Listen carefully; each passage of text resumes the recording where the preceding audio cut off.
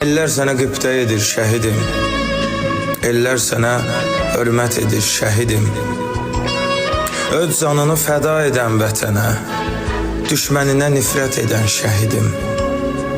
Torpağının hər quruca daşını təmiz bilən şəhidim. Bu ölkənin bütün vətəndaşını əziz bilən şəhidim. Ata-anasını, bacı qardaşını gözünü yollarda qoyan şəhidim.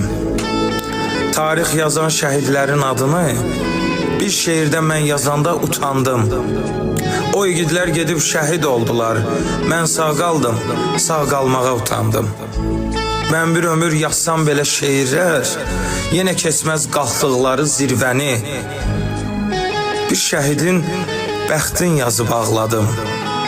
Bəs analar necə çəkdi bu dərdi? Allah bütün şəhidlərimizə rəhmət eləsin. Qarşılarında baş əyirik.